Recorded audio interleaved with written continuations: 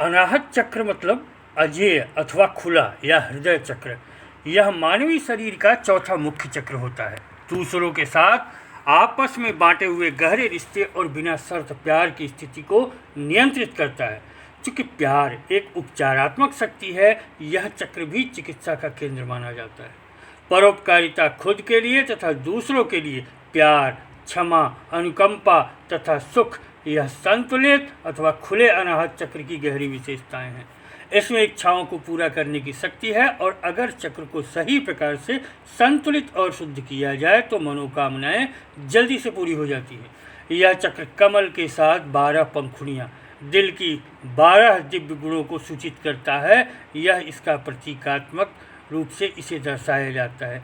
इसका मंत्र यम है तथा अनाहत चक्र का रंग हल्का नीला आकाश का रंग है। कुछ लोग इसे हरा भी मानते हैं।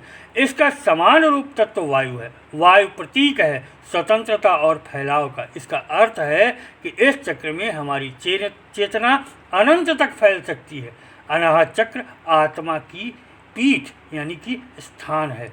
यह हृदय के दैवी गुणों जैसे परमानंद, शांति, सुव्यवस्था, प्रेम, संज्ञान, स्पष्टता, शुद्धता, एकता, अनुकंपा, दयालुता, क्षमा भाव और सुनिश्चय का प्रतीक है। तथापि हृदय केंद्र भावनाओं और मनोभावों का केंद्र भी है।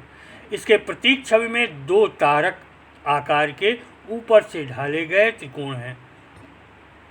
एक त्रिकोण का शीर्ष ऊपर की ओर संकेत करता है और दूसरा नीचे की ओर। जब अनाहत चक्र की ऊर्जा आध्यात्मिक चेतना की ओर प्रवाहित होती है तब हमारी भावनाएं भक्ति, शुद्ध, ईश्वर, प्रेम तक हमारी भ्रमित और निष्ठा प्रकट करती हैं। तथापि यदि हमारी चेतना सांसारिक कामनाओं के क्षेत्र में डूब जाती हैं तब हमारी भावनाएं भ्रमित और असंतुलित हो जाती हैं। तब होता यह है कि इच्छा, द्वेष, जलन, उदासीनता और हताशा भाव हमारे ऊपर छा जाते हैं। अनाहत ध्वनि अनहद नाद की पीठ है। अनाहत चक्र से उदय होने वाली दूसरी शक्ति संकल्प शक्ति है, जो इच्छा पूर्ति की शक्ति है। जब आप किसी इच्छा की पूर्ति करना चाहते हैं तब अपने हृदय में इसे एकाग्रचित्त करें। आपका अनाहत चक्र जितना अधिक शुद्ध होगा उतनी ही शीघ्रता से आपकी इच्छा पूरी होगी। अनाहत चक्र का प्रतीक पशु कुरंग यानी कि हिरण है, जो अत्यधिक ध्यान देने और चौकन्नेपन का हमें स्मरण कराता है। अनाहत का शाब्दिक अर्थ है जो आहत न हुआ हो। यह नाम इसलिए है क्योंकि इसका संबंध हृदय से है, जो लगातार आजीवन लयबद्ध ढंग से तरंगित और स्पंदित होता रहता है। योग शास्त्रों के विवरण के अनुसार अनाहत एक ऐसी अभौतिक एवं अनुभवातीत ध्वनि है, अनहद, जो निरंतर उसी प्रकार निःसृत होती रहती है जिस प्रकार हृदय जन्म से लेकर मृत्यु तक लगातार स्पंदित होता रहता है। योगियों ने अनाहत चक्र को मेरुदंड की आंतरिक दीवारों में वक्ष के केंद्र के पीछे अनुभव किया है। इसका क्षेत्र हृदय है। यद्यपि इस चक्र को हृदय का केंद्र भी कहते हैं, परंतु इसका अर्थ सीने में स्थित शारीरिक हृदय से कदापि नहीं लगाया जाना चाहिए। वैसे शरीर क्रिया विज्ञान की दृष्टि से इसका भौतिक अवयव तंत्रिकाओं की हृदय जालिका ही है, फिर भी यह भौतिक सीमाओं से कहीं परे है। योग साधकों ने इस चक्र को हृदयाकाश भी कहा है, जिसका अर्थ है हृदय के बीच वह स्थान जहाँ पवित्रता निहित है। जीवन की कलात्मकता एवं कोमलता से भी इसका गहरा संबंध है। अनाहत चक्र की रहस्यमय शक्तियों का प्रतीकात्मक विवरण योग शास्त्र के निर्माताओं का प्रीतिकर विषय रहा है। इस विवरण के अनुसार अनाहत चक्र का रंग बंदूक पुष्प की तरह है। हालांकि कतिपय अनुभवी योग साधकों ने इसे नीले रंग का भी देखा है। इसकी 12 पंखुड़ियां हैं और हर पंखुड़ी पर सिंदूरी रंग से कम, खम, गम, घम, चम, छम, जम, झम, टम एवं थम अक्षर अंकित है। इसका आंतरिक क्षेत्र खटकोड़ी है, जो वायु तत्व को प्रतीकात्मक रूप से दर्शाता है। यह खटकोड़ी क्षेत्र 2 अंतर्ग्रथित त्रिकोणों से मिलकर बना है, जो शिव और शक्ति के मिलन का प्रतीक है। उल्टा त्रिकोण शक्ति और सीधा त्रिकोण शिव जी का प्रतीक है। इसका वाहक एक काला हिरण है, जो चौकन्ने और फुर्तीलेपन के लिए जाना जाता है। इसके ऊपर गहरे भूरे रंग में यम बीज मंत्र अंकित है। मंत्र के इस बिंदु के ऊपर सूर्य की भांति कांतिमान देव ईश का निवास है। उनके साथ पीले रंग की सर्वजन हितकारी देवी काकड़ी विराजमान है। इनके 4 हाथ और 3 आंखें हैं। ये सौभाग्य प्रदायिनी व आह्लाद कारिणी हैं। अनाहत कमल की फल भित्ति के केंद्र में एक उल्टा त्रिकोण है जिसमें अखंड ज्योति प्रज्वलित रहती है। यह अखंड ज्योति ही अपनी जीवात्मा है। अनाहत के मुख्य कमल के नीचे एक और लाल पंखुड़ियों वाला कमल है जिसमें कल्पतरु है। अनेक योगियों का विचार है कि अनाहत में स्थित कल्पतरु या शांत झील पर ध्यान करना चाहिए। अनाहत का लोक महालोक है। यह अविनाशी जगत का प्रथम स्तर है। इसकी तन्मात्रा स्पर्श है। इस हृदय केंद्र में ही विश्व ग्रंथि का वास है जो आध्यात्मिक स्तर पर जीने की भावना का प्रतिनिधित्व करती है। यह विश्व ग्रंथि आध्यात्मिक जागरण के साथ भावनात्मक संतुलन व वृद्धि में भी सहायक है। ऐसा अनेकों साधकों का अनुभव है कि जो साधक हृदय कमल पर ध्यान करता है उसके कर्म अपने आप ही श्रेष्ठ हो जाते हैं। उसकी इंद्रियां पूरी तरह से उसके नियंत्रण में होती हैं तथा वह गहन ध्यान कर सकने में सक्षम होता है। अनाहत चक्र का सीधा संबंध मनोमय शरीर से है। यह बड़ा विलक्षण किंतु अनुभव सिद्ध सत्य है कि योग में जितनी भी सिद्धियों का वर्णन है वे सब की सब इसी मनोमय शरीर में प्रकट होती है। हालांकि योग साधक अपनी भाव साधना के विकास के लिए इन सिद्धियों के मायाजाल में नहीं फंसते, क्योंकि इन सिद्धियों का थोड़ा सा भी आध्यात्मिक मूल्य नहीं है। अनाहत चक्र की साधना सभी चक्रों की साधनाओं से सर्वथा परे है। इस स्तर पर योग साधक को इस लक्ष्य का पूरा ज्ञान रहता है कि यद्यपि भाग्य है फिर भी इसे पूर्णतया बदला जा सकता है। अनाहत चक्र की साधना करने वाले साधक की चेतना का स्तर इतना ऊंचा उठ जाता है कि वह अपने प्रारब्ध के सहारे नहीं बल्कि अपनी इच्छानुसार जीवन यापन करने में सक्षम हो जाता है। इस चक्र की साधना करने वाले साधक योगी की श्रेणी में आते हैं। इसके पहले वे मूलाधार, स्वाधिष्ठान अथवा मणिपुर किसी भी स्तर पर रहे हो मात्र योगाभ्यासी ही कहे जा सकते हैं। अनाहत की साधना करने पर साधक योगी बन जाता है क्योंकि तब उसकी चेतना पूर्णतया योगमय हो जाती है।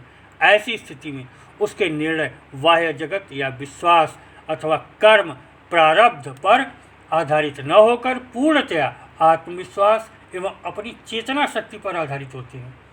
अनाहत मंत्र द्वारा साधना व ध्यान का यह अभ्यास प्रातः अथवा सायं कभी भी किया जा सकता है, परंतु इसे जब भी किया जाए नियमित एवं निर्धारित समय पर लगातार लंबे समय तक किया जाए।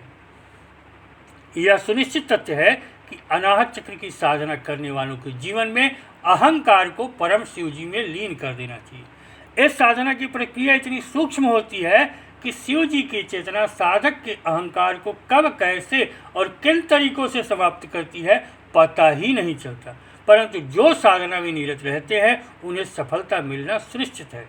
इस साधना अभ्यास को यदि नियमित रूप से 1 वर्ष भी किया जा सके तो अनाहत चक्र के जागरण के लक्षण प्रकट होने लगते हैं। इस चक्र के जागरण से साधक औरों के लिए प्रेरणा स्रोत बन जाता है। उसमें अतीन्द्रिय दृष्टि, अतीन्द्रिय श्रवण या मनोगति क्षमता उत्पन्न हो जाती है। वह लोगों को अपने अथाह प्रेम से जीत सकता है। उसमें दूसरों के विचार और अनुभवों के प्रति प्रखर संवेदनशीलता जग जाती है। साथ ही उसमें सभी प्रकार की आसक्ति समाप्त हो जाती है। उसे न तो कोई चाहत सताती है और न कोई चिंता। यह चक्र मुख्य रूप से दिल तथा फेफड़ों के कार्य को नियंत्रित करता है। यह त्वचा, भुजाएं, रक्ताभिसरण प्रणाली, प्रतिरक्षा प्रणाली और वाल्य ग्रंथि यानी कि थाइमस ग्रंथि को नियंत्रित करता है। दिल की जोर से धड़कना रुक जाना तथा उच्च निम्न रक्तचाप जैसे हृदय से संबंधित विकार और फेफड़ों तथा स्तन कैंसर यह बंद अनाहत चक्र की प्रत्यक्ष अभिव्यक्ति है। एलर्जी, बुखार, अस्थमा, क्षय, टीबी, छाती में रक्त संचय होना यह कुछ और अनाहत चक्र के काम न करने से होने वाली बीमारियां हैं। जब यह चक्र अति सक्रिय होता है तब व्यक्ति भावनाओं जैसे गुस्सा, उदासी, ईर्ष्या, खुशी आदि से बेकाबू होने का अनुभव करता है। प्यार सशक्त हो जाता है और पाने या हावी होने की तीव्र इच्छा को पहुँचता है। रिश्ता कब आखिरी मोड़ पर पहुँच गया इसे समझने में लोग असमर्थ हो जाते हैं या वो अपमानजनक संबंध के साथ रहने लगते हैं। जब यह चक्र असामान्य रूप से सक्रिय तथा पूर्ण निष्क्रिय हो जाता है तब व्यक्ति अपने अंदर प्यार को आने से रोक देता है। परिणाम स्वरूप आत्म घृणा और दया तथा अनुपयुक्तता की भावनाओं को महसूस करता है। लोग हर चीज़ के बारे में अनुमान बताते हैं आलोचनात्मक हो जाते हैं, बुराइयां करते हैं और अपनी असफलताओं के लिए दूसरों को दोष देते हैं। हृदय चक्र या अनाहत चक्र के असंतुलन पर गुस्सा, चिड़चिड़ापन, बीपी बढ़ना, स्वास्थ्य ठीक से न चलना, हृदय रोग, सिर दर्द, छाती में दर्द, ज़्यादा पसीना आना, नकारात्मक विचारों से घिरा रहना, जोड़ों में अकड़ाव जैसी बीमारियां हो सकती हैं। व्यक्ति डरपोक हो जाता है, वो अपनी बात बोलने में हिचकने या डरने लगता है तथा कई बार सही बात का भी समर्थन नहीं कर पाता, बात बात पर रो देते हैं। घृणा, ईर्ष्या, द्वेष की भावना होती है, सहन शक्ति बहुत कम होती है। गुह्य विज्ञान के अनुसार बता दें कि अनाहत चक्र जागृत होते ही व्यक्ति को बहुत सारी सिद्धियां मिलती हैं, जिससे व्यक्ति को ब्रह्मांडी ऊर्जा से शक्ति प्राप्त होती है। यहाँ तक कि यह चक्र जागृत हो जाए तो व्यक्ति सूक्ष्म रूप ले सकता है और शरीर त्यागने की शक्ति प्राप्त हो जाती है। सिर्फ इतना ही नहीं, इसके जागृत होने से एक अलग प्रकार का आनंद भी प्राप्त होता है। श्रद्धा, प्रेम जागृत होता है तथा वायु तत्व से संबंधित सिद्धियां प्राप्त होती हैं।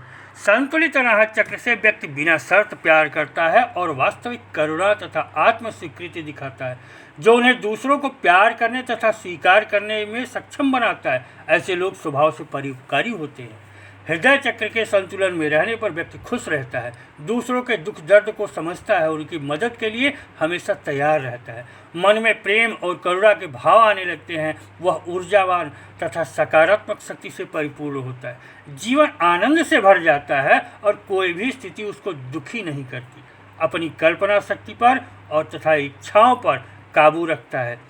इस चक्र के जागृत होने पर कपट, हिंसा, अविवेक, चिंता, मोह, भय जैसी भावनाएं दूर हो जाती हैं। व्यक्ति के मन में भावनात्मक संवेदनाएं जागृत हो जाती हैं। इस चक्र के जागृत होने से व्यक्ति की प्रतिभा में निखार आता है और वो अगर लेखक या कवि है तो उनको काफ़ी सफलता मिलती है। समाज में वो मानवता और ईमानदारी का अच्छा उदाहरण बनता है। उसके अंदर इतना ज़्यादा आत्मविश्वास आ जाता है कि वो किसी से भी बात कर सकता है और बहुत ही अच्छे तरीके से अपनी बात को बोल सकता है। अनाहत चक्र से उदय होने वाली दूसरी शक्ति है संकल्प शक्ति, जो इच्छा पूर्ति की शक्ति है। जब आप किसी इच्छा की पूर्ति करना चाहते हैं तब संकल्प शक्ति अपने हृदय में एकाग्रचित्त करें। आपका अनाहत चक्र जितना अधिक शुद्ध होगा उतनी ही शीघ्रता से आपकी इच्छा पूरी होगी। अगर आपकी ऊर्जा अनाहत में सक्रिय है तो आप एक सृजनशील व्यक्ति होंगे। हर क्षण आप कुछ न कुछ नया रचने की सोचते हैं। आप चित्रकार, कवि, कहानीकार, इंजीनियर आदि हो सकते हैं। अनाहत चक्र की महिमा हिंदुओं से भी अधिक ईसाई धर्म के योगी बताते हैं।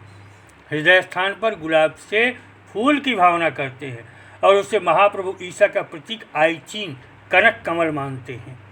भारतीय योगियों की दृष्टि से यह भाव संस्थान है। कलात्मक उमंगे, रसानुभूति एवं कोमल संवेदनाओं का उत्पादक स्रोत यही है। बुद्धि की परत, जिसे विवेकशीलता कहते हैं, आत्मीयता का विस्तार, सहानुभूति एवं उदार सेवा, सहकारिता के तत्व इस अनाहत चक्र से ही उद्भूत होते हैं। साधक को अपूर्व ज्ञान प्राप्त होता है। वह त्रिकालदर्शी होकर दूरदर्शन, दूर श्रवण की शक्ति प्राप्त कर यथेच्छा आकाश गमन करता है। अनाहत चक्र का जागरण होने से भूचरी सिद्धि प्राप्त होती है। अनाहत में ही आत्मा निवास करती है और यह विष्णु या राजराजेश्वर शिव का स्थान है। क्रमिक कुंडलिनी जागरण के क्रम में या संबद्ध देवताओं के साधना से सीधे इस चक्र के जागरण पर व्यक्ति जनपालक हो जाता है, जो इच्छानुसार सब सुख पाकर उन्हें भोगता हुआ भी सात्विक और कल्याणकर्ता बना रहता है। जहाँ भी खड़ा होता है सम्मान प्राप्त करता है और उसका स्वभाव राजसिक होता है। राजाओं में, कल्याण करने वालों में, परमार्थ करने वालों में यही चक्र अधिक क्रियाशील होता है। अन्न, जन, धन की उसे कोई कमी नहीं होती। क्रमिक स्तर पर कुंडलिनी जागरण हुआ तो यहाँ पहुँचने पर व्यक्ति पर काया प्रवेश जब चाहे कर सकता है, अर्थात शरीर रहते हुए भी वह दूसरे के शरीर में प्रवेश कर सकता है और शरीर त्यागने पर भी वह दूसरे के शरीर को चुनकर अपना बना सकता है। आकाश गमन, दूर श्रवण उसके लिए संभव होते हैं। वह भुवनेश्वरी का स्थान है हृदय चक्र, अतः व्यक्ति त्रैलोक्य सम्मानित होता है। किसी को बिना शर्त प्यार करना यह हृदय चक्र को खोलने की प्राथमिक पद्धति है। किसी को प्यार करने से और उसकी प्रशंसा करने से ही व्यक्ति दूसरों को प्यार कर सकता है, हृदय को विशाल कर सकता है। कैसे विशिष्ट चक्र की ध्यान धारणा करने से उस चक्र को खोलने का दूसरा तरीका है। योग की गरुड़ासन या गरुड़ मुद्रा में अथवा गोमुखासन यानी कि गाय के मुद्रा की स्थिति में बैठने से अनाहत चक्र पर प्रभाव पड़ता है। ध्यान धारणा के वक्त हृदय के पास हरे रंग की कल्पना करें। हरे रंग